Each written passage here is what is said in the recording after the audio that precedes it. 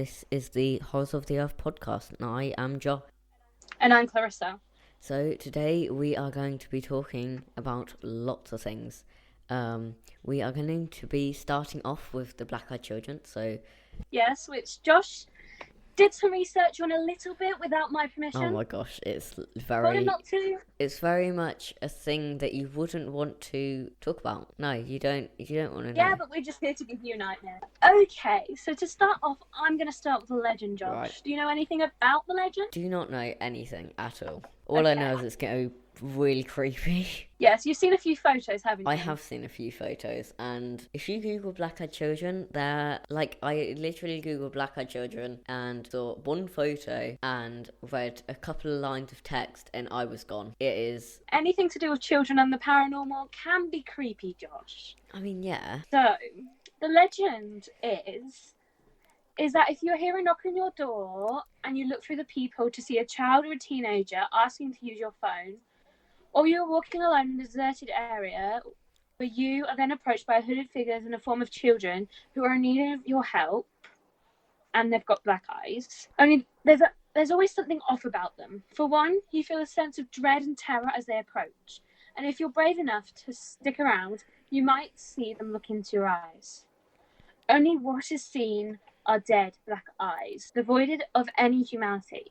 This is the mystery surrounding the Black-Eyed Children, and this is the story that I got with this legend that has been increasing popularity around the internet for decades. So, the urban legend. Best bit, if you ask me. I thought that was the urban legend.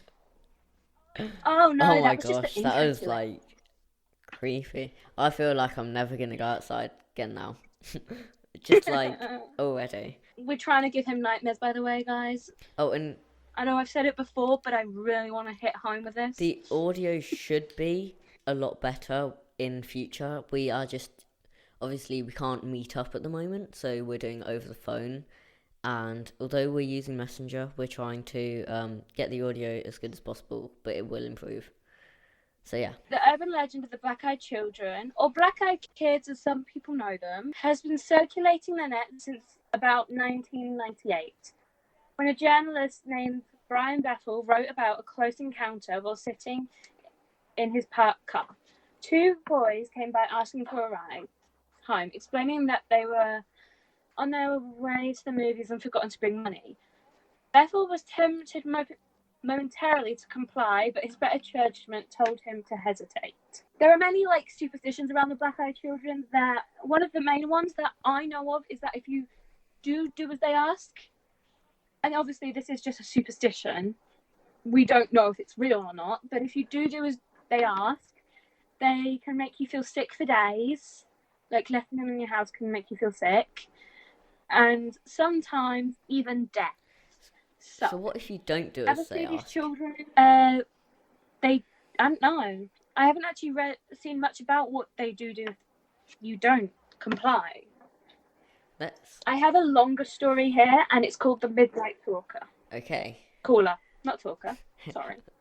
It's a long day. I'm not sure who it's by, but if the name at the end, I will mention it. Okay. It almost felt like a dream. I woke up to my dog, Lucy, barking. She was upright on bed where my husband and I were sleeping with our 22-month-old daughter.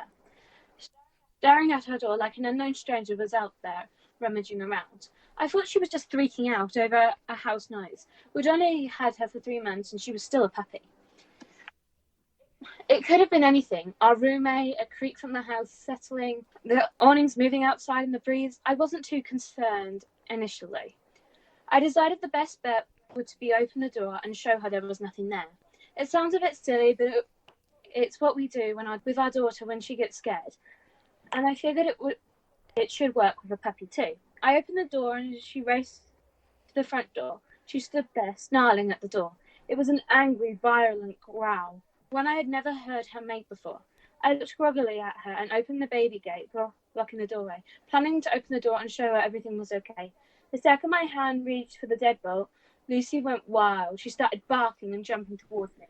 And when I touched the metal, she suddenly changed her temper. She whimpered, almost like she was afraid and backing down. As her mannerisms changed, so did mine. I wasn't calm anymore. My heart was racing and sinking at the same time. I had been flooded with a mixture of fear and dread, and I looked through the peephole. I can only explain why I looked, but I did. Outside were two kids.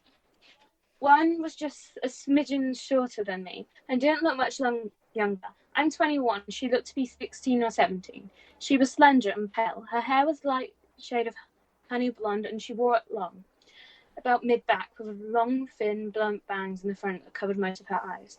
She wore jeans, a light wash that's popular right now, and a thin-looking olive-coloured pullover-style hoodie. She held the hand of the small girl, who looked about 3 or 4, the same style jeans and button-down ivory cardigan. The smaller one looked at the floor shyly, but had the same shade of hair tied back in a ponytail. She held a stuffed toy under her 3 arm, and it was identical to one my daughter had, as well as style of dress. Had it not been for the feeling of overwhelming dread and fear, I probably would have asked these children in and given them some tea or hot chocolate to get them out of the bitter cold. Something about them seemed off. At this point, I hadn't made any noise. I hadn't shushed the dog or grumbled, nothing. I hadn't turned on any lights. These kids had no indication that I was at the door. The older one spoke. She had a voice that was mature, confident, strong, and accentless. She held her head tilted downward, and I couldn't see her eyes. She said, "We have to use your phone." I stood frozen in fear. How did she know I was there? She raised her head to face me directly, and that's when I saw her eyes. There was one reason I couldn't see them through her bangs. For they were black, or midnight blue, or dark purple. They were otherworldly. She said, "Our mother is worried." As someone who has been interested in creepy stories, I knew what she was the second she looked at me through the door. I'd never been one to believe in these things, as such autist and skeptic when it comes to the paranormal. I'd written off many ghost stories from friends and family members, eager to tell their tale. I didn't believe it. Still, I couldn't rationalize my way out of this. I was standing with nothing but a thin wooden door between me and a black-eyed kid. There was no question what was right in front of me. I did not answer her. Slowly and silently, I backed away from the door. Lucy, carrying at my ankles, she kept talking. "Just let us in to use your phone." I took another step back, and with that, the tone changed. At first, she seemed polite. When I took the second step back, she became commanding, almost hostile. "We're not going to hurt you. If we wanted to do that, we would have broken in. I'll ask again. May we come in to use your phone?" Lucy snarled at the door and inched backward. But something inside me seemed to be slowly pulling me back towards the door. It wasn't a physical pull so much as a subconscious need to go back and let them in. I got to my room, covered up the window, locked the door, and sat there in the dim light of the night. I heard her call me back to the door once more, and then quiet. I didn't go back to sleep that night, and I haven't slept right since. I know from reading about them that Becks can't just come in without permission. I know that they haven't hurt anyone, but I still fear I'll be the exception. When I told my husband, he said it was just a dream. He kept telling me to forget it, but the lingering feeling of sadness, this dread when the house is silent at night, this fear of a knock at the door, this tells me otherwise. So, Josh, scared to open your door now? I googled black-eyed children and looked at some photos, and it just, oh my god, it's like, you should never open your door to anyone. Just don't. Like, not even family. Yeah. Someone has literally wrote a book on this. Is crazy.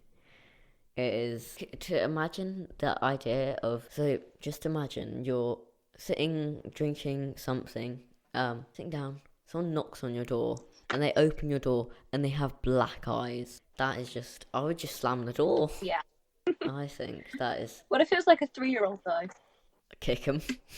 Kick him like into the road. Obviously, he's joking. I am not. He's not homicidal. I'm not joking. I would totally do that. Yes, he is. He's joking. Well, maybe if we were in America, yes. What, you do it in America? Not, yeah. Fair enough.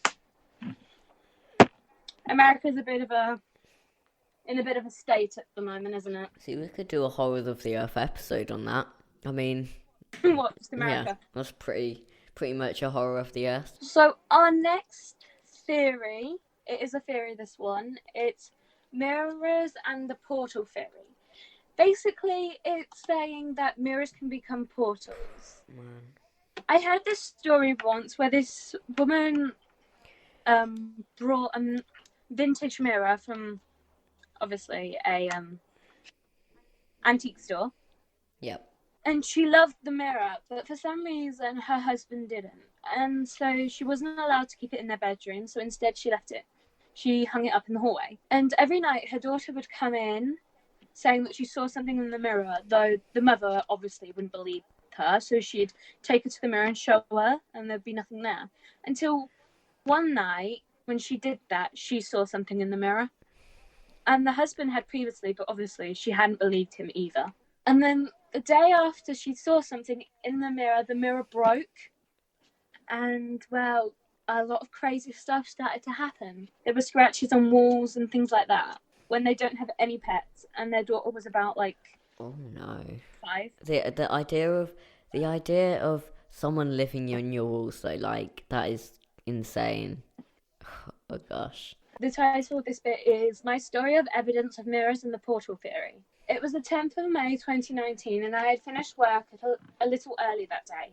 I was let SETI doing some research into the field of the paranormal, as I'm an active paranormal investigator, that has a passion for trying to reveal more from under the veil of mystery that drapes over the spirit world. I have a belief that if we wish to find answers to the mystery of what happens to us after we die, then we need to put ourselves into the trenches as if we were prepared to get our hands dirty. I believe that we need to push forward beyond the limitations of our minds and getting deeper understanding of the strange paradimension if we are ever to uncover that what really happens to us when we die. Over the past 7 months, I have done lots of reading into different theories with paranormal community and was late to look into astral projection theory. Okay, it's not very long, so I can read this for you as well. For those of you who are unfamiliar with astral projection, it goes like this. Right, okay, we'll just I was on this afternoon beginning to feel tired and felt as though I could have a nap. It was then I had an idea instead. What if I was to attempt a crazy idea to astral project out of my body again? As I tried this experiment once before successfully, which had been cut short by an electronic device awakening me mid-journey. I remember laying on the settee and beginning the thought process of imagining my spirit leaving my body, as the research seemed to suggest one had to do it if they were to astral travel. Throughout my life, if I had slept through the daytime, I would suffer from sleep paralysis. As a rule, I try not to sleep during the day. The sleep paralysis, which would make me feel as if I was awake and conscious, yet my body was sleeping. If I tried to move, I couldn't. Then the panic would set in as I attempted to waken my body, and involuntarily, I can't say the word. Involuntary? Yeah, that's the one, thank you. I would eventually break free from this limbo-like state of fear of panic and back to the land of the living with full function of my body. Anyway, as I said, this day I decided to try again, and I was drifting out of consciousness. I invited any spirits that were present and could heed my call to take me away and show me the spirit world that I craved to see. After a minute or so, I felt as though I had been transported to another dimension. I couldn't see a thing. It was pitch black, but I could hear. I heard what I believed to be an alternative place. Old-fashioned music was playing in the background, and I heard a man and woman talking and arguing. Could I have really managed to travel to a spirit dimension? It seemed so. After what seemed to be a short period of time, I tried to call out to the people I could hear, yet not see. But the words would not come out of my mouth. I was paralyzed completely at this moment, and the fear I had before began to creep up on me again. As the fear rose, I attempted to leave the alternate dimension and found myself in. Yet every time I tried to get up, I was slammed back into the settee, and my body would start convulse or fit. I remember beginning to panic even more as I felt whoever had taken my spirit to this alternative place was not keen on letting me go. Each time I tried to move my body, it felt like I was being dragged back into the room with the music playing and the people talking. One very clear memory I have is that I managed to somehow slide my way to the end of the settee in an attempt to escape the spirit world or room. I was in, and I felt as though he actually grabbed a hold of me and forced my head down into the settee. And then I began to fit again. As my body was skipping back into between the two realities, that of life as we know it and the other worldly place I had been taken to.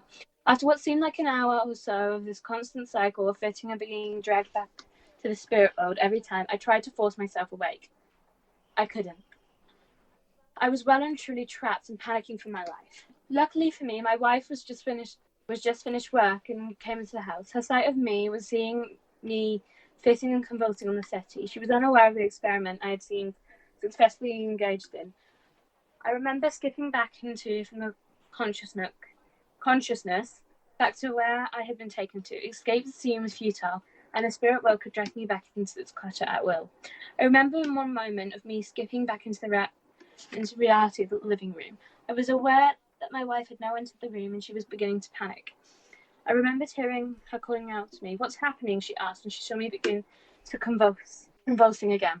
In this moment of release, I managed to whisper to Mandy, "Fetch me a glass of water. I hope by having a drink I could escape my predicament." She was panically heavenly by this point as she witnessed me passing back out unconsciousness and starting to fit again.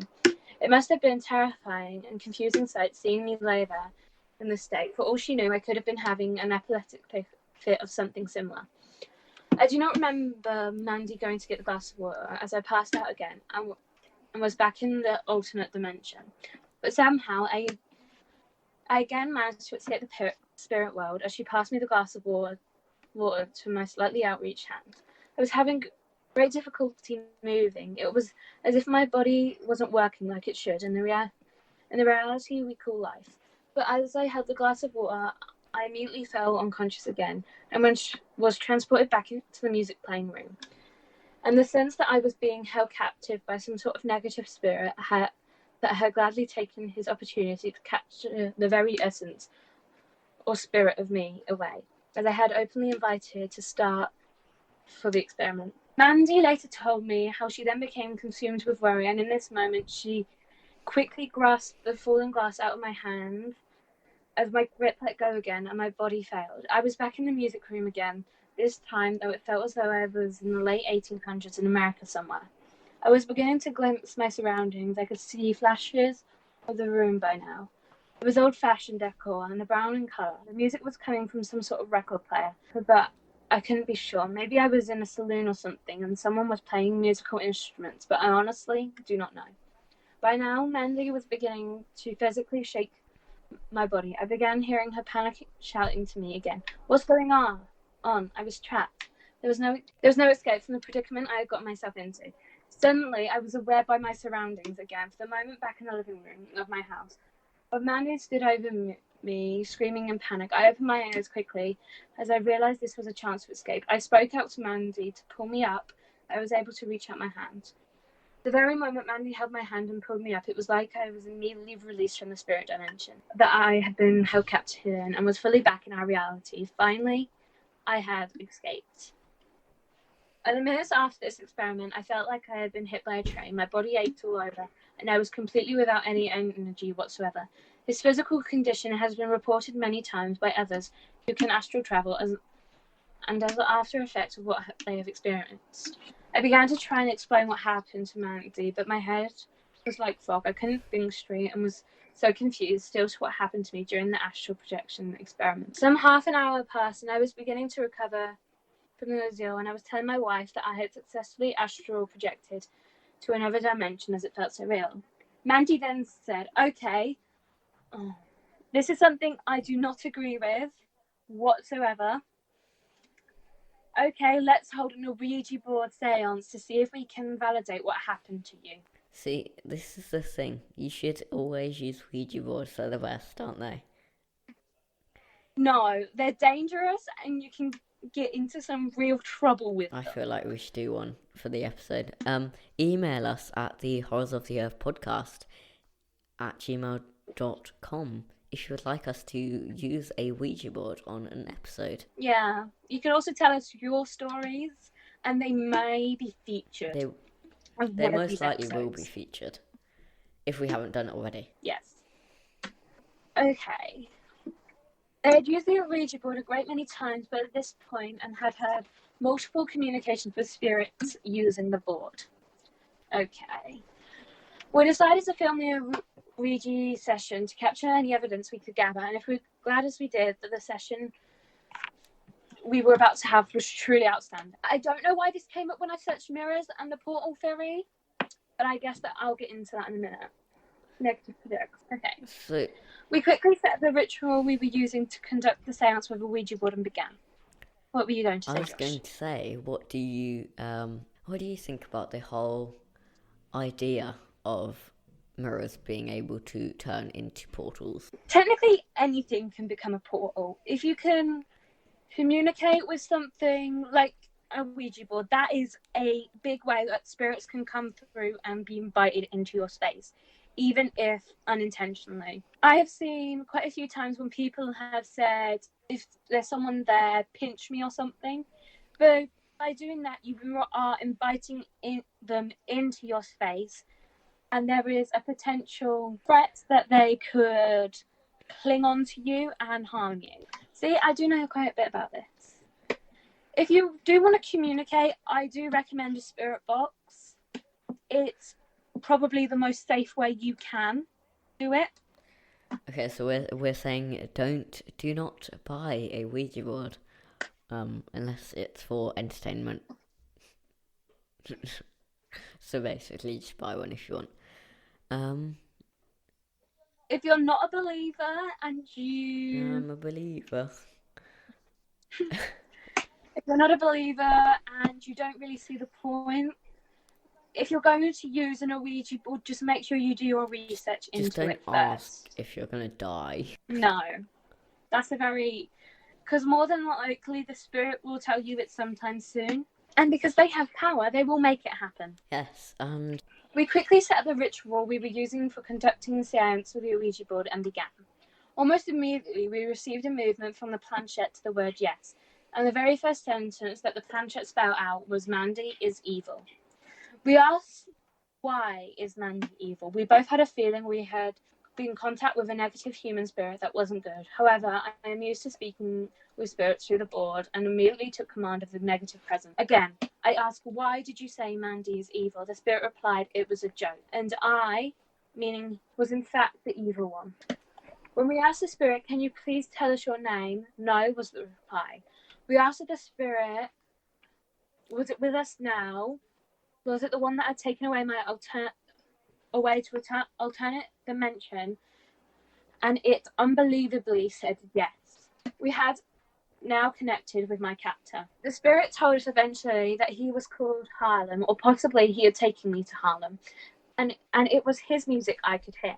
I was trying to bully us or instill fear into us, but we were experienced enough with the Ouija board to overpower any spirit energy that came forward. After being told that the answer to my questions for a short while, I then asked, how did you get in this house? He replied, you invited me. That is the whole problem with Ouija boards and astral projection. If you ask something to do something to you, they will latch on, and you can be unintentionally inviting negative things into your home. Do you feel like someone is standing behind you right now? Because I no. do. Yeah. Well, Josh, I'm very careful with the paranormal, so... Yeah, I think I'm never going to buy a mirror again. I am also never going to, I need like a camera on my neck so that I can see behind me at all times. Okay. I guess I didn't... Okay, this is from the bit you invited me. I guess I didn't say or stipulate that I wanted to astral project by only good spirit, just the spirit. So it was sort of my own fault for letting my guard against negative forces slip. I asked, how did you get into the house? Did you come in through the bathroom portal upstairs? This relates back to an Ouija session we had where my mum came forward and told us we had a small portal to the spirit world in our bathroom upstairs, a room with 3 mirrors, 2 of which are the cabinet over the wall and 1 a broken mirror that we have sat on the edge of the bath. Why on the edge of the bath, though? Interesting. I was just going to say ask what you think about broken mirrors and the idea that break them. Well, if there is something using a mirror as a portal, say there was something trapped in it, breaking the mirror is a way of releasing it. And more often than not, it is likely to be a negative spirit or entity. The only thing that is trapped in mirrors is my ugly face. So. Hey! Anyway.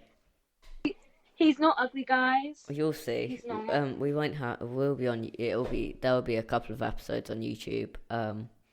Some point, not this episode because we don't have a camera set up because, well, we're in different places. It's charging. Yeah, that's it. Okay.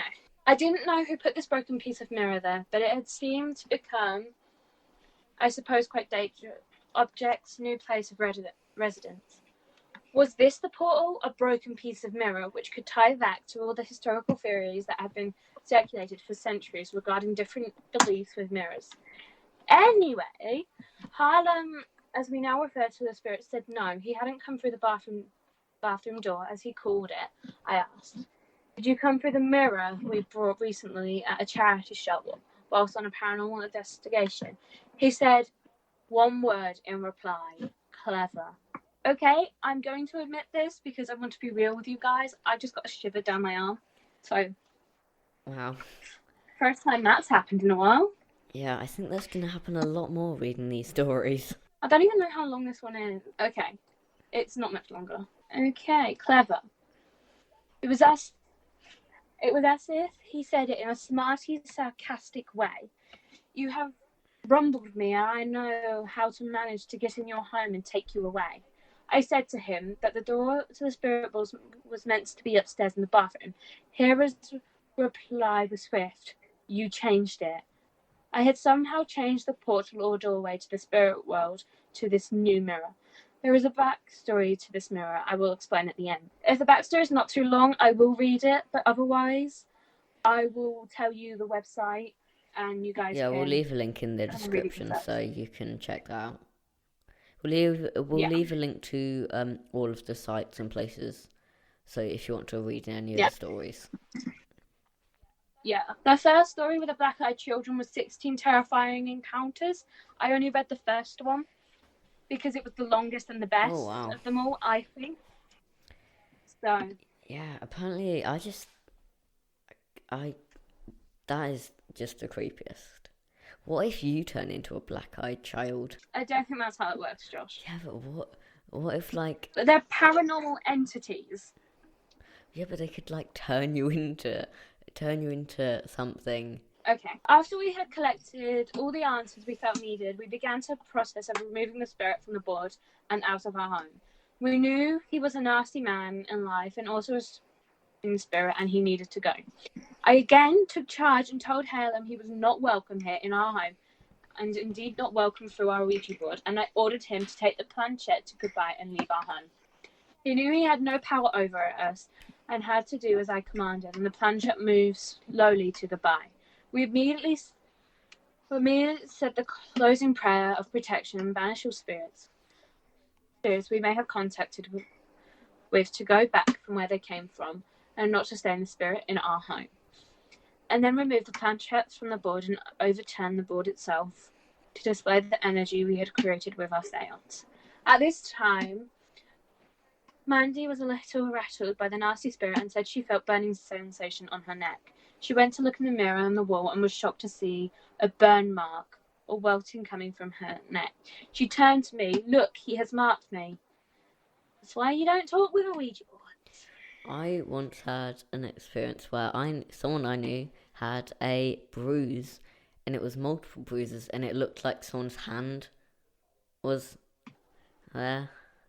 It's just crazy. That can be quite common with negative spirits. They like to mess with people, make them feel uncomfortable. Well, that was in this house, so we got to move then, I guess. Well, that's great. Yeah. I took pictures to record the evidence of Mandy being mugged by this negative spirit, but further validated to us how dangerous the Ouija board can be. See? I told you so, Josh. Yeah, I don't know. I feel like this is something because you're also... Oh, they have a YouTube channel. You also... We'll link that then. you're also supposed to burn it, aren't you? If stuff like that If happens. if a figure eight comes through, there's actually a video of them doing the seance. We'll link that. This is gonna be really cool. I'm gonna watch it later. Love the paranormal. I do. Their YouTube account is The Chosen One's Paranormal Investigation. Yeah, we'll have that. They've got no like. I'm liking it for them. Yeah, we'll have all of that stuff linked down in the description of the episode. So, wait, don't look now, unless you can without stopping the episode. But yeah, go check them out. Okay, now the backstory to the new mirror we purchased in a charity shop. Okay, it's not very long. We had booked to go to a paranormal investigation to the place called The Village in Mansfield. A friend of ours, who was also a paranormal investigator, was hosting the event and had promised us to free reign of the location to conduct our own research and run our own experiments. One experiment we had wanted to try involved using mirrors. We had seen lots of evidence regarding the theory that mirrors can be a portal or gateway to an alternative dimension, as it believed mirrors can sometimes show you the spirits that we cannot see with our own eyes in their reflection. Here's the bit about mirrors. Okay. We were going to take the mirror into a location and take some pictures through it. We never did get around to doing this experiment as it didn't quite go as we had planned. Anyway, we hadn't taken any mirrors with us whilst out for a walk in the area before the investigation. I decided I would purchase 2 mirrors, if possible, from the charity shop we were now walking by. I asked the woman behind the desk, "Do you have any mirrors?" She said, "Yes. There's one there and there's one over there on the shelf." Very descriptive. I feel like going to a charity shop to get mirrors is probably the worst place to go to get mirrors, because there's probably loads of dead people that have been in contact with that. So yeah, I would not get my mirror from a charity shop. There's actually a Victorian theory that they did back in the days. They used to cover every mirror in a house after a person had died, because they feared that their spirit would be trapped in mirrors. That's why you don't buy them. So this theory does go back. It goes back centuries. So just use a camera on your phone or something instead of a mirror. We don't like mirrors. Victorians? I'm talking about now. Okay. The mirror that was on the floor was hidden from view amongst other picture frames, etc. It had an old-fashioned bronze frame mirror that looks like it had some age to it. I do like the sound of this mirror, though. It sounds pretty, but do I want the evil spirit attached to it? Not necessarily. I do have quite an old mirror in my room, but it's not so old. It's just older than most mirrors. I asked the clerk whether she knew the history of the mirror, and she then said something that struck us as odd. "Oh, that mirror has a lot of interest from people, but for some reason when they go to buy it, they suddenly change their mind and put the mirror down and rush out of the shop." Ooh. Why did she tell this to us? Was there some link to the theories that spirit can reside within mirrors? And had the mirror shown itself to the other potential buyers in some way that had scared them off buying it? Perhaps. Naturally, I had to buy it. This man sounds like a great person. I mean, he's very brave for buying a mirror. If there are other people who have picked it up and said they were going to buy it and then didn't. Naturally, I had to buy it. With a strange revelation, it was perfect for what I wanted to do it with. Little did we know it had some sort of mystical link or portal attached to it in the spirit world. So there we have the evidence from this person. I am trying to find who wrote it. It doesn't say. But they do have a YouTube channel, and go follow that. Go like and subscribe. We'll do anything to help. If anyone's ever mentioned in these YouTubers or things, we'll credit them. Yeah. So what do you think about that then? I like how they didn't just say it happened and not give any proof. There is actually a YouTube video on the seance, the Ouija session, which I am going to watch because paranormal is awesome. So See if it riles up any of the ghosts in my head. Horror film of the week.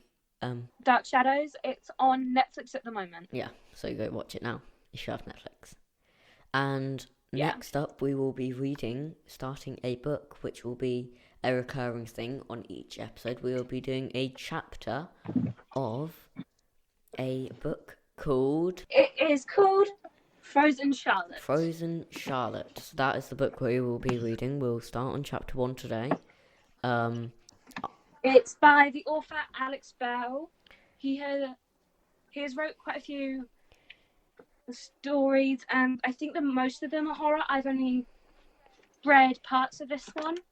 Right, so yeah, we'll be doing this each week, or every 2 weeks when we upload at Tuesday at 11 a.m, if you didn't know that. So we are going to start. I'm only going to read the introduction because this episode has been a little bit longer than we thought. So we'll do the introduction today, and the first chapter, will start the next episode. Yes. Okay. The introduction is called Isle of Skye, 1910. The girls are playing with the Frozen Charlotte dolls again. The school mistress had given them some scraps of fabric and ribbon from the sewing rooms to make out to the garden, and they would practice their embroidery skills by making little dresses and bonnets for the naked porcelain doll. They'll catch their death of cold otherwise, the teacher had said. But there was one girl who wasn't playing with the others. The schoolmistress sighed when she saw her sat alone, fiddling with her blindfold. The girl complained. It was uncomfortable, but the doctor had said it was necessary to keep her wounds clean. And besides, the sight of her ruined eyes frightened the other girls. The schoolmistress got up and went over to her, just as she succeeded in untying the knot. "Now, Martha," she said, defeatedly tying it back up again. "Remember what the doctor said." The girl hung her head and said nothing. She hadn't spoken since the accident, not since the doctor had come and Martha had made those ridiculous accusations. "Why don't you go and join the girls in their game?" the schoolmistress said. The blind girl shook her head and spoke so quietly that the teacher had to strain her ear to hear. "It's a bad game." "Nonsense. Come along and play with the others. I'm sure they can help you if you ask." She took Martha's hand and tugged her, stumbling along where the girls were playing in the sunshine. But when she got there, she found that they weren't making dresses for the dolls after all. They were making shrouds, and they covered the dolls with them as if they were corpses. Some of the girls were even making little crosses out of twigs. "What are you doing?" the schoolmistress said. The girls looked at her. "We're holding a funeral for the Frozen Charlottes, Miss Grayson." "Well, stop it at once," the teacher replied. "I never heard of anything so ghoulish." "But, miss, one of the girls said they liked being dead. They told her." And that is the introduction. Wow. So, yeah. We will see more of that in the next episode. So, we hope you enjoy this. Things should be changing, getting better. We will be... if we've... Audio should be better, and we'll get better at this as we go. Yeah. This is the first time either of us have done anything like this. Yeah. So, should be a lot of fun as we go on. And thank you for everyone who's listened and enjoyed. So if you're still here now, which we hope you are,